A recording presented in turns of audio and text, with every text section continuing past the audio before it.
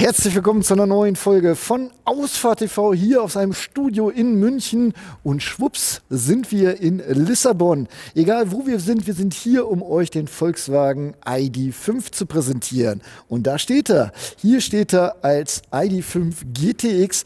Beide Autos wollen wir euch zeigen. Und für diejenigen, die hier stehen und sagen, Mensch, das ist doch auch nur ein ID.4 als Coupé. Lass mal sehen, hat der Alex jetzt ein paar schöne Impressionen von den beiden Fahrzeugen eingefangen.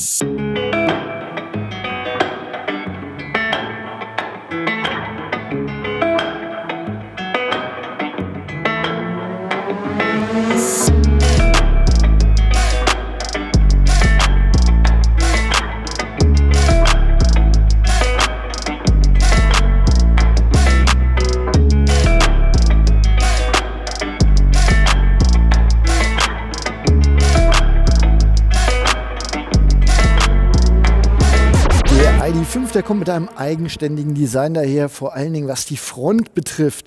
Die ganze Front natürlich nicht, sondern im Prinzip hier der untere Bereich, den haben sie neu gestaltet. Und ihr Ziel war es, das Auto ein bisschen bulliger aussehen zu lassen. Also als Coupé möchte man ja auch ein bisschen sportlicher erscheinen. Dadurch trägt er auch ein bisschen mehr auf und sorgt dafür, dass der ID.5 ein Hauch länger ist als der ID.4. Sie wollen auch so ein bisschen weg von dem Image SUV, weil das ist ja nun mal ein Coupé. Somit haben sie die Flanken, die beim ID.4 hier noch quasi robust gestaltet sind, einfach mal hübsch lackiert in Wagenfarbe. Und natürlich haben wir hier die abfallende Dachlinie, das Coupé-artige. Der ID.5 kommt auch immer serienmäßig mit dem schwarzen Dach, was beim ID.4 hier noch eine Sonderoption ist. Serienmäßig steht der ID.5 schon auf 19 Zoll Felgen. Das sind allerdings hier aufpreispflichtige 21 Zöller. Jetzt hier, der Alex zeigt euch nochmal schön die abfallende Dachlinie. Und die wird dann ja hier eingefangen von einem Spoiler hinten, ne? Und der Spoiler ist natürlich nicht nur Show and Shine, der hat auch einen Grund. Erstmal können wir festhalten, der ID.5 hat einen besseren CW-Wert als der ID.4. Der ID.4 ist ja mit 0,28 schon gar nicht schlecht aufgestellt.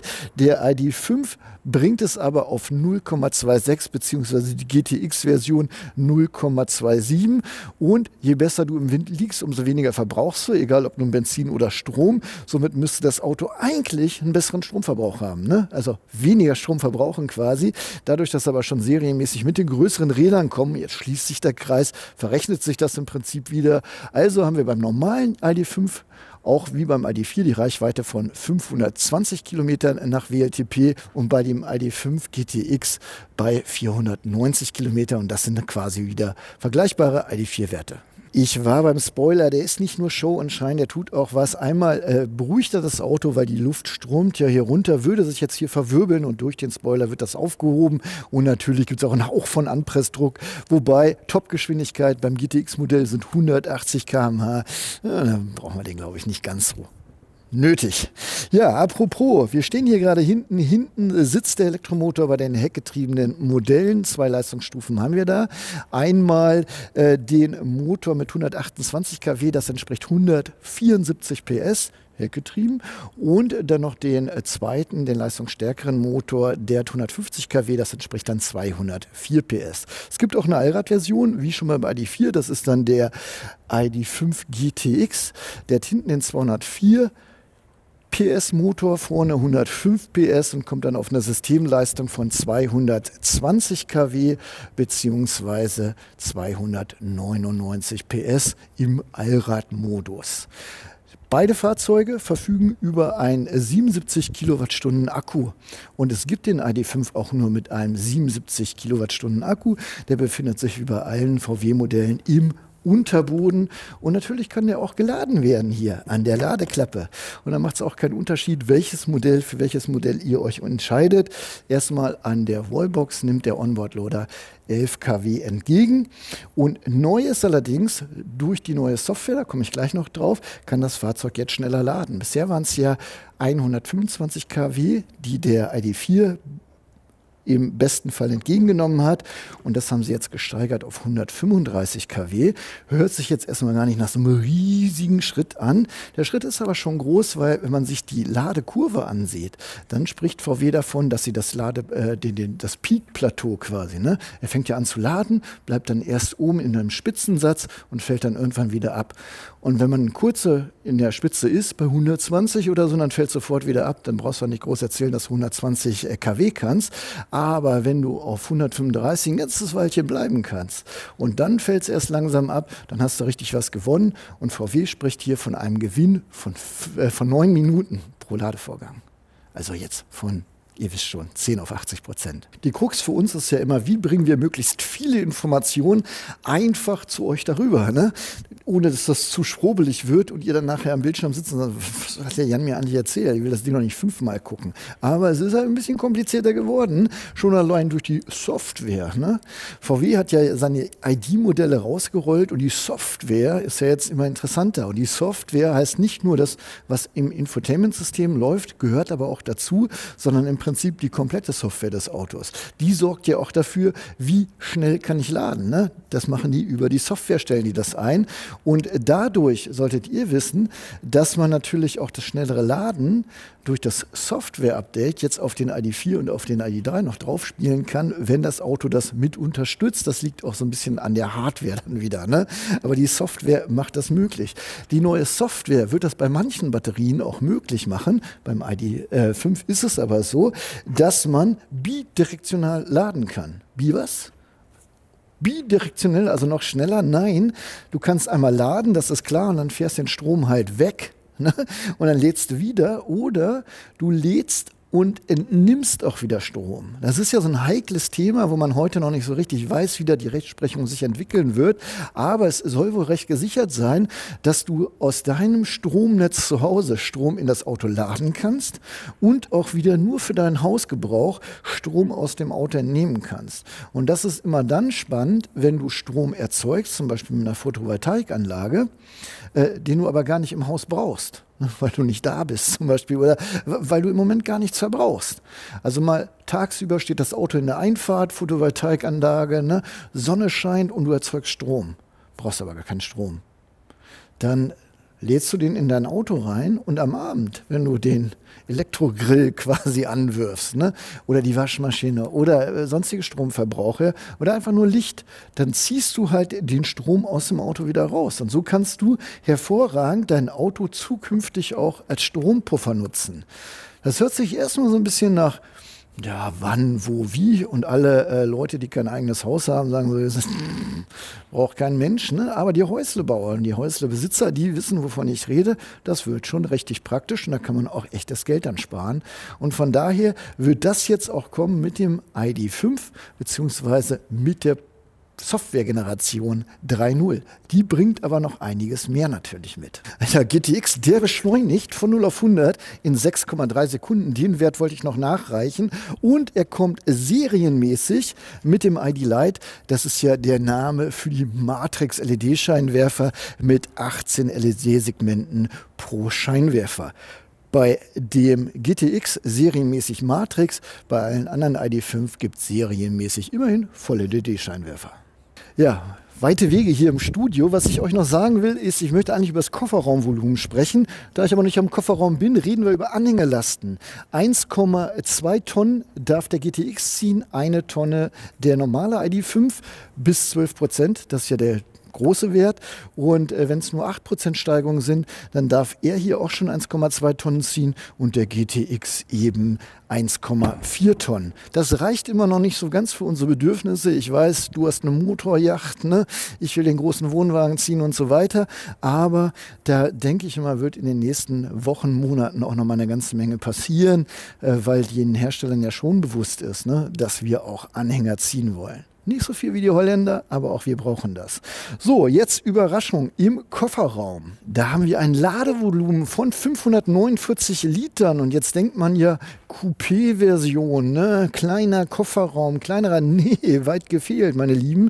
Der Kofferraum ist sogar oder fast 6 Liter mehr als der vom ID.4 und das liegt natürlich unter anderem daran, dass wir nur bis zur Fensterkante messen, aber das Fahrzeug hier hinten ja auch noch mal so ein bisschen weiter ausgestellt ist. Wenn wir da reingucken, Kofferraumbeleuchtung haben wir 12 Volt Anschluss, ja, und einen Boden, den ich anheben kann. Und was haben wir hier noch? Noch ein Boden, da ist Bordwerkzeug. Ja, das zeigen wir alles erst bei der Fahrveranstaltung, ne? Die soll im Übrigen Ende Februar, Anfang März stattfinden. Und da können wir euch das Auto dann auch fahrdynamisch und in aller epischer Länge präsentieren. Und guck mal, da unten, da kommt die Anhängekupplung, von der ich gesprochen habe. Was ich euch noch schuldig bin, ist, dass das Kofferraumvolumen bei umgeklappter Rücksitzbank natürlich ein Hauch kleiner ist als beim ID.4. Allerdings auch da verschenkt man nur 14 Liter. Und ich finde, das kann man ruhig machen.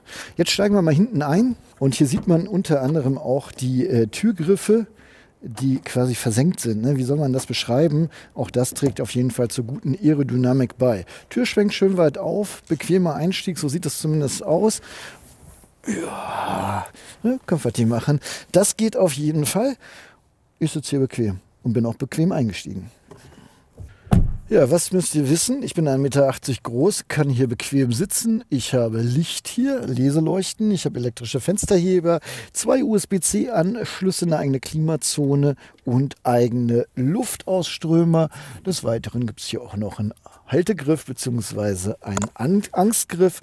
Und es sieht so aus, als hätte ich hier wirklich bequemen Platz. Ich kann auch was vermelden. 12 mm weniger Kopffreiheit soll ich hier haben im Fahrzeug.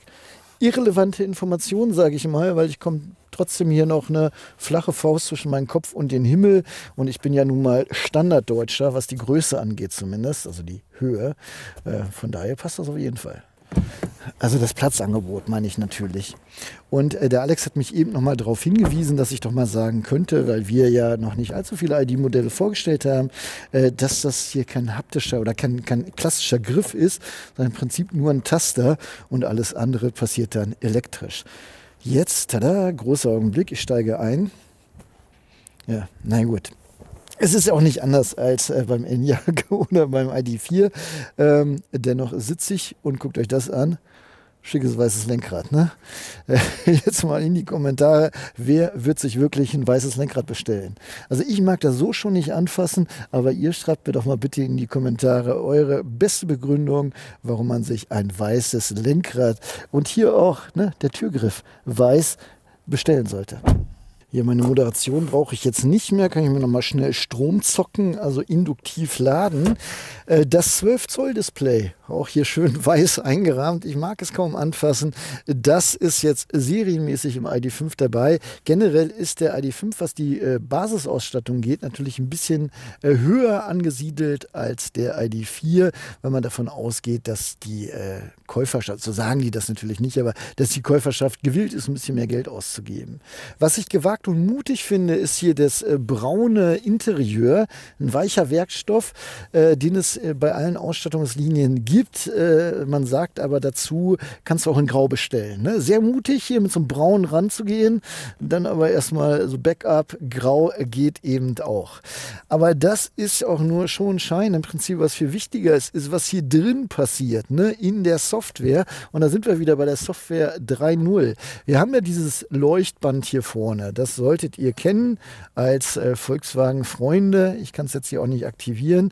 Dieses Leuchtband hat ja unterschiedliche Funktionen und durch die neue Software kommen neue Funktionen hinzu. Unter anderem wird der Parkassistent aufgewertet als Parkassistent Plus.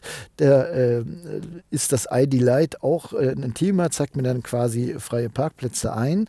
Aber was mich richtig freut, erstmal das, was ich spooky finde. Das Auto parkt jetzt wirklich autonom mehr oder weniger ein. Also du musst noch im Auto sitzen, aber du musst jetzt halt nicht mehr vorwärts-rückwärts schalten. Wir haben ja E-Shift-by-Wire.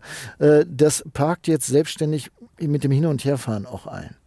Das finde ich spooky, weil ich mir denke, ich sitze dann im Auto und kann nicht mehr bremsen. Kannst du natürlich schon, um das Ganze auch abzubrechen, aber sowas finde ich schon ein bisschen spooky. Was ich aber richtig cool finde, bei der Plus-Version des Einparkassistenten ist, dass du quasi vordefinieren kannst, wie das Auto bei dir, jetzt wieder Häuslerbauer, ne? Alle Berliner so, oh, langweilig, aber jeder, der ein eigenes Grundstück hat oder eine eigene Tiefgarage oder, du kannst komplexe Parkmanöver quasi aufzeichnen als Idealding und zukünftig, wenn du dann in deine Parklücke fahren willst, sagst du immer nur, jetzt bin ich zu Hause. Das erkennt er auch durch Geofencing halt und parkt dann für dich in dieser komplexen Situation ein. Mal angenommen, kennt man vielleicht in der Tiefgarage, hast einen Platz, musst du 5-mal wenden, um da vernünftig in die Parklücke reinzukommen. Das macht das Auto künftig für dich alleine. Alex hat dann eingeworfen, ja manch, aber wenn ich es kann, kann ich es doch. Ne?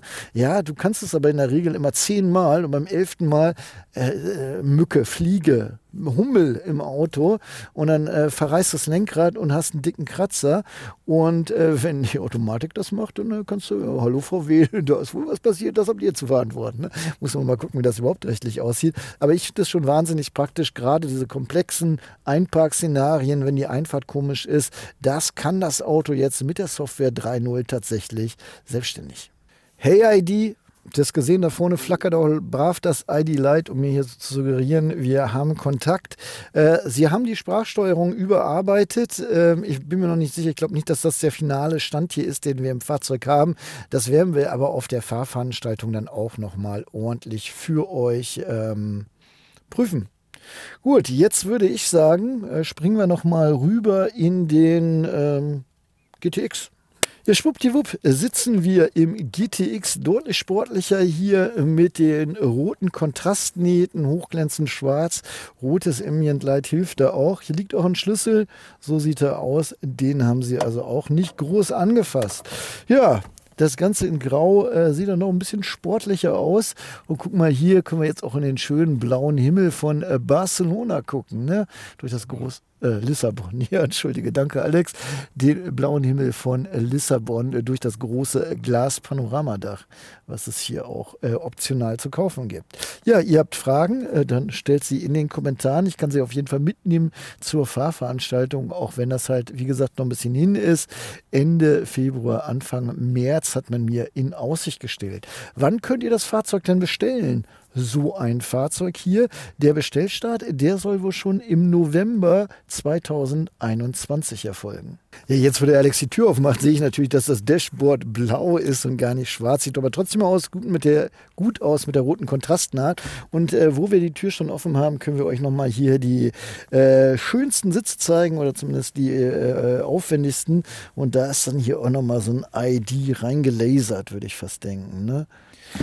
Beim Händler könnt ihr die ID.5-Modelle dann Ende März, Anfang April 2022 bewundern. Preislich soll das Fahrzeug ein bisschen über dem ID.4 liegen, ausstattungsbereinigt, aber da die in der Grundausstattung, in der Serienausstattung schon höher ausgestattet sind als der ID.4, wird der Einstiegspreis natürlich ein bisschen höher liegen.